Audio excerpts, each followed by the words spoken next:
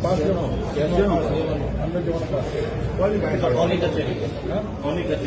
મહાનગરપાલિકાની કચેરી. હા તો અમે કે પાકિસ્તાનીઓ છીએ? તો હું પાસ પણ અમારા બાપની કચેરી જવામાં અમને રોકવાના? સુરત મહાનગરપાલિકાની કચેરી જતા અમને રોકવાના? તમે કોણ અમને રોકવાના?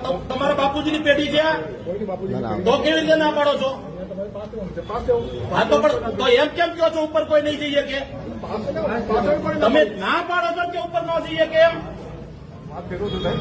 વાત તમે ફેરવો છો. અમે અમારી કચેરીમાં અમને ના પાડશો તો લેવા જવા દો બધાને. આટલી બધી પોલીસ એટલો કરવા ઉભી રાખી છે.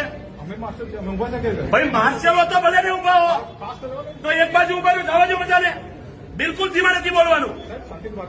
અને સામાન્ય માણસોને ડરાવવાના ધંધા કરો છો એટલે આ તો કઈ વાંધો બધા માસ લ્યો લ્યો એટલે અરે કરો પણ વાત કરો કરી બતાવો. કરો વાત કરી બતાવો. એ અવાજ ઊંચો કરી બતાવો.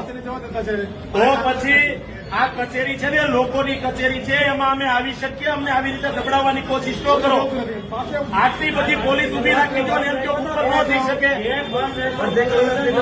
આ એક ગેટને બંધ રાખી બેઠા છો. કેમ ગેટ બંધ રાખી બેઠા છો? આ તો અમે મજબૂતાઈથી લડવી એટલે બાકી સામાન્ય માણસ. અને અમે સ્કૂલની માંગણી કરીએ કે ખોટું કરીએ છીએ? અમે સ્કૂલની માંગણી કરીએ કે ખોટું કરીએ છીએ? અને અમારી માંગણી કોઈ ગરીબ બાળકોના શિક્ષણ માટેની છે.